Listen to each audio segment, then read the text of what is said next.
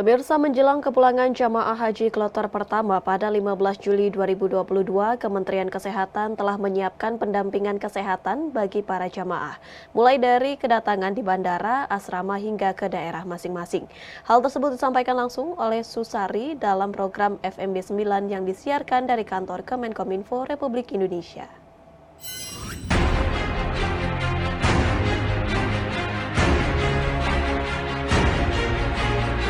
PLT Sekretaris Ditjen Pencegahan dan Pengendalian Penyakit Kemenkes Republik Indonesia Yudi Pramono mengatakan, persiapan Kemenkes dalam mengantisipasi penularan COVID-19 ialah menerapkan sistem screening kesehatan berlapis kepada jamaah haji, mulai dari kedatangan hingga kepulangan serta melibatkan petugas dari berbagai instansi terkait. Pada saat kedatangan, Kemenkes mempersiapkan tim posko kesehatan di bandara beserta sarana dan prasarana pendukung untuk mengantisipasi kejadian darurat yang dialami jamaah haji. Kemenkes juga menyediakan petugas kesehatan di asrama haji yang terdiri atas petugas dari kantor kesehatan pelabuhan, dinas kesehatan, untuk men-screening gejala seperti suhu tubuh, antigen PCR, dan lainnya. Bila jamaah dinyatakan reaktif antigen maupun positif PCR, dilakukan isolasi. Bila gejala ringan diisolasi secara terpusat, tapi bila sedang dan berat dirujuk ke rumah sakit yang telah ditetapkan. Pada pengawasan kesehatan di tempat tinggal, Kemenkes membagikan kartu kewaspadaan kesehatan jamaah haji atau K3JH untuk keperluan screening. Kemudian sampai jamaah haji tadi pulang sampai ke rumah.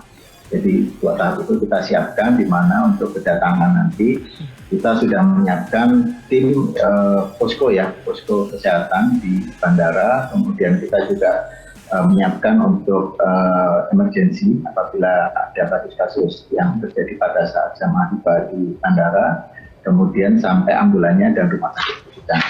Kemudian untuk di asrama kita juga sudah menyiapkan tim yang terdiri dari petugas dari kantor kesehatan pelabuhan dan dari dinas kesehatan terkait mulai dinas dan rumah sakit untuk melakukan pemeriksaan terhadap jamaah haji yang baru datang. Jadi mereka melakukan screening secara keseluruhan, mulai pemeriksaan suhu, kemudian pemeriksaan gejala-gejala lainnya, dan apabila ini nanti ditemukan, maka akan dilakukan pemeriksaan lanjutan baik dengan antigen atau PCR.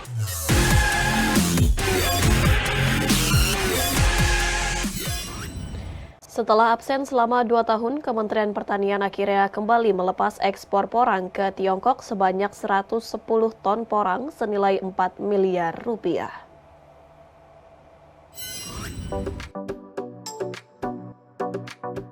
Menteri Pertanian RI Syahrul Yassin Limpo melepas perdana ekspor porang ke negara Cina. Ekspor porang ini dilakukan karena saat ini Cina telah membuka kembali pintu impor ke negaranya setelah 2 tahun ditutup.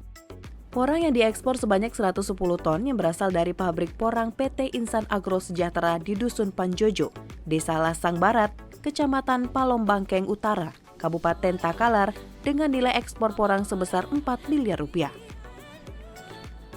Kementan saat ini sedang mengupayakan kerjasama dengan negara tujuan ekspor porang lainnya dan melakukan upaya diversifikasi produk porang untuk meningkatkan nilai jualnya.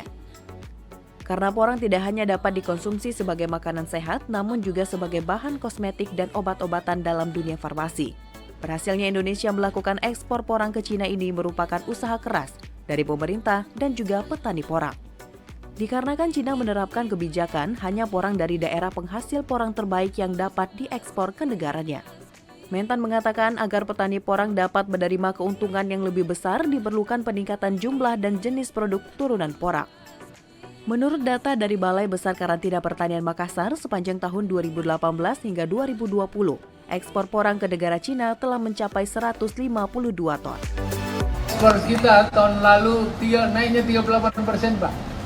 Ekspor saja yang seperti ini naik kurang lebih 38,6%, itu nilainya 642 triliun. 2020 naik 15%. Nilainya 425 triliun.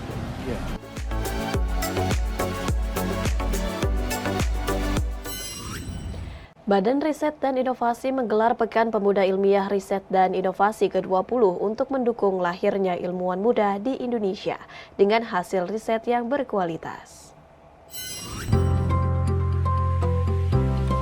Talenta muda Indonesia, baik siswa maupun mahasiswa, akan mengembangkan budaya riset dan meningkatkan kemampuan meneliti melalui penelitian langsung di lapangan setelah mengikuti Pekan Pemuda Ilmiah Riset dan Inovasi ke-20 di Nusa Tenggara Barat. Deputi Sumber Daya Manusia Ilmu Pengetahuan dan Teknologi Badan Riset dan Inovasi Nasional, Edi Giri Rachmanputra menuturkan, PRIN menjadi wadah untuk meningkatkan potensi putra-putri daerah di bidang ilmu pengetahuan dan teknologi untuk menjadi periset masa depan dan membangun mental nasionalisme anak-anak muda. Penyelenggaran PRIN ke-20 merupakan kerjasama para pemangku kepentingan dan sebanyak 409 orang mengikuti kegiatan tersebut, yang terdiri dari 102 guru, 207 siswa dari 28 provinsi di Indonesia, serta 100 mahasiswa dari Nusa Tenggara Barat. Selama proses penelitian, para talenta muda langsung dibimbing oleh para peneliti BRIN untuk melakukan penelitian dan diarahkan untuk menanamkan sikap dan perilaku berwawasan ilmiah, rasa ingin tahu ilmiah, dan pendekatan ilmiah. Diharapkan ke depan ilmu pengetahuan dan teknologi serta proses penelitian selama mengikuti PRIN dapat dikuasai oleh sumber daya manusia muda Indonesia secara luas dan merata. Sangat berbeda dengan pelaksanaan PIRN sebelumnya. Karena apa? PIRN tahun ini pertama melibatkan mahasiswa, dan yang kedua juga melibatkan para komunitas penggiat riset di masyarakat. Nah, hal ini menselaraskan fungsi BRIN yang memiliki skema-skema program dan pendanaan untuk mendukung kegiatan riset dan inovasi yang dilakukan oleh mahasiswa maupun penggiat riset di masyarakat. Kami mengucapkan terima kasih kepada semua pihak yang mendukung terselenggaranya acara PIRN ke-20 tahun 2022 ini, dan BRIN mengajak semua pihak seluruh Indonesia untuk membangun human capital bangsa ini dengan memanfaatkan pengetahuan dan teknologi melalui kegiatan semacam PIRN.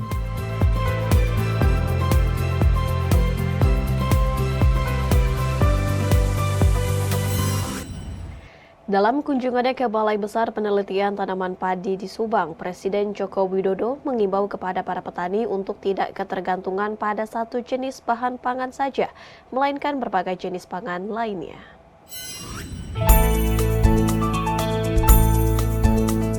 Presiden Joko Widodo melakukan kunjungan ke Balai Besar Penelitian Tanaman Padi Kabupaten Subang pada 12 Juli 2022. Kunjungan Presiden tersebut dilakukan untuk memastikan ketersediaan pangan, utamanya beras. Presiden menyebutkan saat ini dunia sedang mengalami kekurangan pangan, maka Indonesia harus waspada dan memastikan kondisi pangan masih dalam kondisi aman. Presiden juga meyakini selama 3 tahun Indonesia tidak melakukan impor beras, maka swasembada beras Indonesia akan segera tercapai. Meski demikian, Presiden Joko Widodo mengimbau kepada para petani untuk tidak ketergantungan pada satu jenis bahan pangan saja seperti beras, namun masih banyak pangan lainnya yang dapat dikembangkan seperti sagu, sorghum, dan porang. Ingin saya tekankan bahwa jangan juga kita ketergantungan hanya satu beras saja, tetapi pangan kita yang lain juga masih bisa untuk dikembangkan lagi, baik yang namanya sagu, yang namanya sorghum, yang namanya porang, yang namanya jagung, yang namanya ketela pohon, dan lain-lainnya. Ini masih memiliki peluang untuk kita tingkatkan produksinya.